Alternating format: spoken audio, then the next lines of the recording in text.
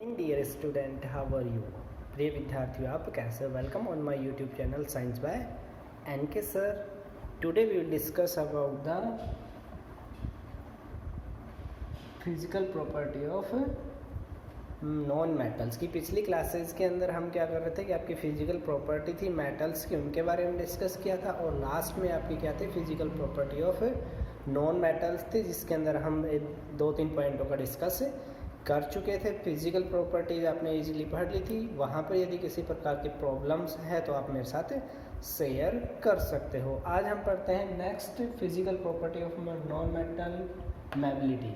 कि मैबिलिटी क्या होती है कि जब भी किसी भी आपकी मेटल्स या नॉन मेटल्स को क्या किया जाता है, पीटा जाता है, तो वो क्या होते हैं, एक सीट के अंदर कन्वर्ट हो जाती है। तो मेटल्स के अंदर हमने पढ़ा था when we beat a metals that it converts into sheets. कि जब भी हम मेटल्स को क्या करते हैं, हैमर्स की हेल्प से पीटते हैं तो वो एक सीट के अंदर कन्वर्ट हो जाते हैं। लेकिन नॉन मेटल्स के अंदर क्या होता है कि ये प्रोसेसिंग आपकी नहीं हो पाती है। Non metals are non malleabilities, they cannot be beaten into thin sheet। कि जब भी क्या होता है कि नॉन मेटल को हैमर की हेल्प से पीटा जाता है तो वो क्या होता है, सीट के अंदर कन्वर्ट नहीं हो पाती। ये आपकी नॉन मेटल्स की प्रॉपर्टी। नेक्स्ट प्रॉपर्टी आती है आपकी क्या, डक्टिलिटी। डक्टिलिटी क्या होती है कि आपकी इट मीन्स कि हम क्या करते हैं, किसी भी मेटल्स या नॉन मेटल्स को क्या करते हैं, ड्रॉ करते हैं, खींचते हैं या स्क्रैच किया जाता है तो वो क्या होता है, एक थिन वायर के अंदर कन्वर्ट हो जाता है। ये आपकी डक्टिलिटी प्रॉपर्टीज कहलाती है। लेकिन नॉन मेटल में ऐसा नहीं होता है। तो नॉन मेटल में क्या होगा, non metal are non ductile, they can not draw into the fine wires. की आपकी जो नॉन मेटल्स रहती है, जब इसको क्या किया जाता है, स्ट्रेच किया जाता है, खींचा जाता है, तो वो क्या होती है, आपकी थिन वायर्स के अंदर कन्वर्ट नहीं हो पाती हैं। ये आपकी डक्टिलिटी कहलाती है। नेक्स्ट आपका आता है हार्डनेस। कि हार्डनेस क्या होता है, इसमें कठोर। जब भी हम उसको टच करते हैं या फील करते हैं तो वो क्या होता है, पे बहुत ही सॉलिड स्टेट के अंदर पाया जाता है। ये आपकी हार्डनेस कहलाती है। तो मेटल्स के अंदर हमने पढ़ा था कि जो भी अधिकतर all metals are solid in states. की सभी जो नॉन मेटल्स, आपकी जो मेटल्स होती है वो क्या सॉलिड स्टेट के अंदर पाई जाती है। नॉन मेटल्स में क्या रहेगा, नॉन मेटल्स आर सॉफ्ट। अधिकतर नॉन मेटल्स क्या होती हैं, आपकी सॉफ्ट पाई जाती है। Except diamond which is very hard on the earth. की आपका जो डायमंड होता है वो आपका काफ़ी कठोर होता है। और डायमंड का प्रयोग कहाँ करते हैं, where is diamond is used. कि डायमंड का प्रयोग कहाँ किया जाता है, आपका जैसे आपके ऑर्गेनामेंट्स होते हैं आभूषण के अंदर, या आपकी जो ग्रेफ आपकी पेंसिल होती है पत्थर काटने वाली, उसकी के अंदर प्रयोग किया जाता है। डायमंड इज़ वेरी हार्ड, क्योंकि आपकी जो डायमंड होता है वो काफ़ी कठोर होता है। इसके अंदर जो कार्बन बॉन्डिंग होती है वो आपकी टेट्राहेड्रल स्ट्रक्चर फॉर्म के अंदर पाई जाती है, जिसके अंदर किसी प्रकार का कोई भी एक्सटर्नल बॉन्ड्स अवेलेबल नहीं होता या फ्री इलेक्ट्रॉन्स आपके नहीं पाए जाते। तो इसलिए आपका जो डायमंड होता है काफ़ी हार्ड सबस्टेंट होता है। इसलिए ये आपकी प्रॉपर्टी क्या कहलाती है, हार्डनेस ऑफ नॉन मेटल्स। सनश्योर या साउंडनेस क्या होती है, जो सनश्योर होता है उसको क्या बोला जाता है, आपकी साउंडनेस के नाम से भी जानी जाती है। अब साउंडनेस क्या होती है मेटल्स के अंदर। अब मेटल्स में हमने पढ़ा था कि जब भी किसी चीज़ को क्या करते हैं, मेटल्स को किसी अनोदर हार्ड मटेरियल से बीट किया जाता है या पीटा जाता है तो वो क्या होती है, एक विशेष प्रकार की क्वालिटीज साउंड जनरेट करती है, तो वो आपकी क्या कहलाती है, साउंडनेस। लेकिन नॉन मेटल में क्या होता है कि non metals are non soundness, it means they can not create sound by striking. कि जब भी आपकी नॉन मेटल्स को क्या किया जाता है, पीटा जाता है, तो वो आपकी क्या होती है, साउंड को जनरेट नहीं करती। Do not create sound by striking, उसको पीटने पर किसी प्रकार की आपकी साउंड जनरेट नहीं होती है। नेक्स्ट आपके पॉइंट आता है कंडक्टिविटी ऑफ हीट। कि आपकी जो मेटल होती है उसके अंदर तो आपकी हीट इजीली पास हो जाती है।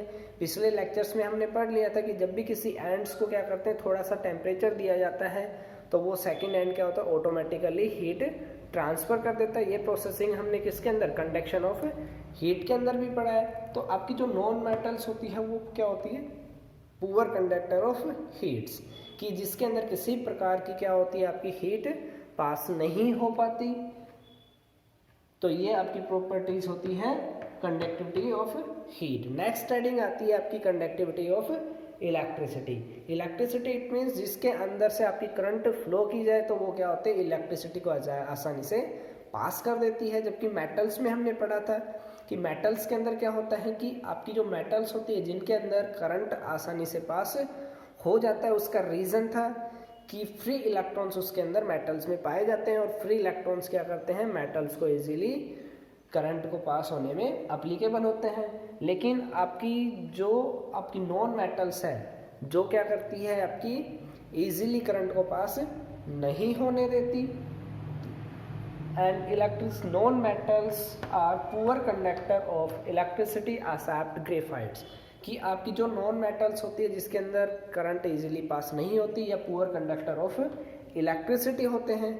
लेकिन आपका जो ग्रेफाइट है वो उनके अंदर से क्या होता है, इजीली करंट पास हो जाती है। क्यों? उसका रीज़न है कि हमारे पास जो ग्रेफाइट होता है उसकी स्ट्रक्चर के अंदर आपका एक फ्री इलेक्ट्रॉन्स पाया जाता है और फ्री इलेक्ट्रॉन्स यदि इस स्ट्रक्चर के अंदर प्रेजेंट होता है तो वो क्या करता है, इजीली करंट को फ्लो कर देता है। लेकिन जो आपका ग्रेफाइट है वो आपका क्या है, नॉन मेटल्स के अंदर एज ए एक्सेप्शन अपवाद है, क्योंकि वहाँ पर आपका जो ग्रेफाइट है उसके अंदर से इजीली करंट पास हो जाती है। नेक्स्ट हेडिंग आती है हमारे पास केमिकल प्रॉपर्टी ऑफ मेटल्स, की आपकी जो मेटल्स होती है उसकी केमिकल प्रॉपर्टीज क्या क्या होते हैं। फिजिकल प्रॉपर्टीज हमने पढ़ ली, फिजिकल प्रॉपर्टीज के अंदर हमने सब कुछ पढ़ लिया है। आपकी हार्डनेस पढ़ी थी, साउंडनेस पढ़ी थी, conductivity of heat and electricity पढ़ी थी, सॉन्श्योर पढ़ा था, साउंडनेस पढ़ा था, physical state, colours, melting point, boiling point, ये सब डिस्कस कर चुके हैं। ये सभी चीज़ें क्या आती है आपकी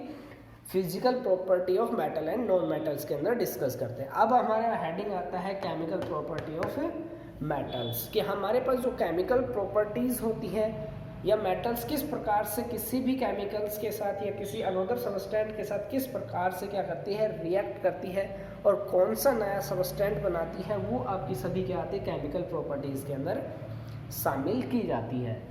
तो इट मीन्स केमिकल प्रॉपर्टीज़ क्या होती है मेटल्स की, when metals react with air, water and acids, कि जब भी आपकी मेटल को एयर, वाटर एंड एसिड के साथ क्या किया जाता है, रिएक्ट किया जाता है, and form other chemical compounds, और क्या करते हैं दूसरे केमिकल कंपाउंड्स का फॉर्मेशन कर देते हैं। There are 3 chemical property of metals, की आपकी जो मेटल्स होती हैं उनकी आपकी 3 प्रॉपर्टीज़ होती हैं जिसके बारे में हम डिस्कस करते हैं।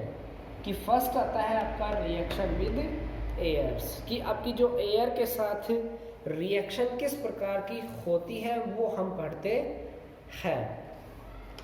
आपकी reaction with air, air it means आपकी हवा, हवा के अंदर आपकी क्या होती है, मेनली आपकी जो यहाँ केमिकल प्रॉपर्टीज़ के अंदर क्या एयर्स यूज की जाती है, और एयर्स में क्या होती है आपकी ऑक्सीजन प्रयोग में लेते हैं।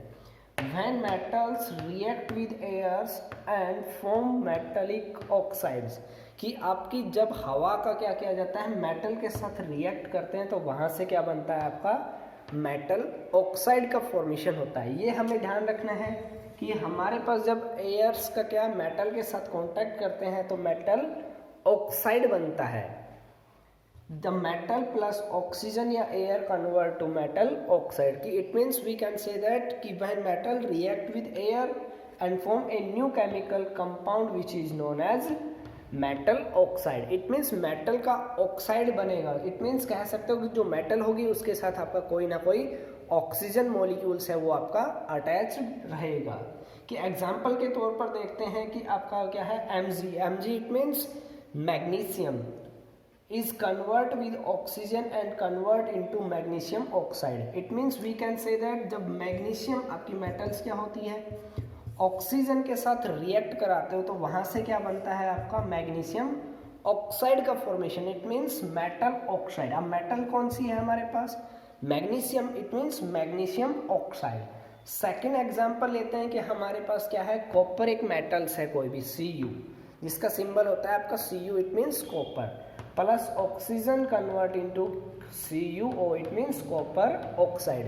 कि इट मीन्स आपका जब भी कॉपर का ऑक्सीजन के साथ रिएक्शन कराते हैं तो आपका क्या बनता है, कॉपर ऑक्साइड। सेम इसी प्रकार से आप क्या कर सकते हो, आपका थर्ड एग्जांपल देखना चाहें तो आपका क्या, सिल्वर का यदि ऑक्सीजन के साथ कंबाइन कराओगे तो क्या बनेगा हमारे पास, सिल्वर ऑक्साइड का फॉर्मेशन होता है SiO का। कोई भी मेटल ले लो आप, ऑक्सीजन के साथ रिएक्ट कराओगे तो हमेशा आपका मेटल ऑक्साइड ही बनेगा। ये आपकी फर्स्ट प्रॉपर्टी आती है reaction with airs. Second property आती है आपकी रिएक्शन विद वाटर की। आपकी जो रिएक्शन होती है, अब क्या करते हैं, एयर की जगह आपका क्या, वाटर का यूज किया जाता है।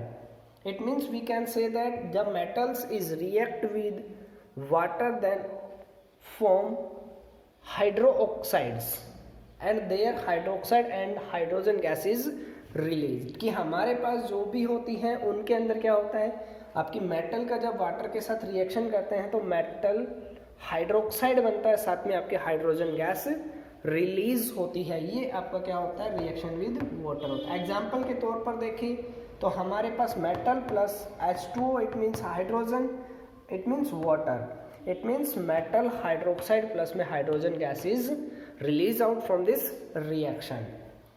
Example for sodium plus hydrogen, it means sodium hydroxide, it means NaOH क्या है हमारे पास, सोडियम हाइड्रोक्साइड है, प्लस में आपका क्या होगा, हाइड्रोजन गैस है वो आपकी बाहर रिलीज हो जाएगी। ये आपकी क्या थी, रिएक्शन विद वाटर के अंदर इंक्लूड की जाती है।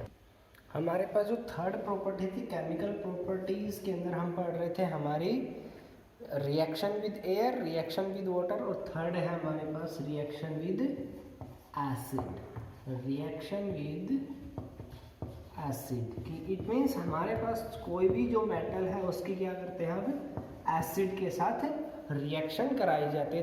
It means we can say that when metal react with acid and forms hydrogen gases. की हमारे पास जो भी मेटल्स रहेगी, it means we can say that metal react with acid is hydrogen gas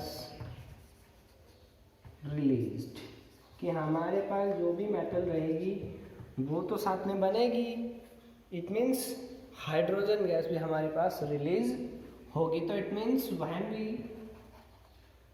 when we react metal with acid, then hydrogen gas is released। It means हमारे पास जो hydrogen gas होती है वो आपकी रिलीज होती है। ठीक है, तीनों पॉइंट हम आपस में डिस्कस कर चुके हैं। अब मेन हमारी बात क्या होती है कि सबसे मेन थिंग्स क्या है कि हमारे पास जो हमने क्या पढ़ा था रिएक्शन विद वाटर्स के अंदर पढ़ा था कि हमारे पास क्या है, आपकी जो सोडियम मेटल्स है, इट मीन्स कि आपकी सोडियम Na आपका सिंबल होता है सोडियम का Na। अब सोडियम का क्या किया था हमने, वाटर के साथ रिएक्ट की थी तो हमारे पास क्या बना था, sodium hydroxide NaOH, it means sodium hydroxide, plus में हमारे पास क्या हुई थी, हाइड्रोजन गैस रिलीज हुई थी। तो इट मीन्स हमारे पास जो ये सोडियम मेटल्स बना है, सोडियम हाइड्रोक्साइड, ये आपका इतना पावरफुल होता है कि जब भी इसको ओपन में रख देते हैं तो क्या होता है, इजीली आपकी इसके अंदर फायर्स जनरेट हो जाती है। इट मीन्स बोल सकते हैं कि सोडियम हाइड्रोक्साइड को जब आपके ओपन के अंदर रखा जाता है तो वहाँ से उसके अंदर फायर जनरेट हो जाती है, इट मीन्स उसके अंदर आग लग जाती है। तो इसलिए हम क्या करते हैं, इस फायर्स को बचने के लिए आपका जो सोडियम हाइड्रोक्साइड है उसको हम क्या करते हैं, आपके कैरोसिन जो होता है उसके अंदर प्रयोग में लिया जाता है। कि आपका जो कैरोसिन होता है, इट मीन्स बोल सकते हो हमारे पास जो मिट्टी का तेल होता है, जानते हो मिट्टी का तेल जिसे कहते हैं, उसके अंदर इसको क्या करते हैं, कैप्ट करके रखा जाता है, जिसके माध्यम से इसको इजीली फायर होने से आसानी से बचाया जा सकता है। Thank you, classes is over. I hope that you have understand this lecture very good and okay bye.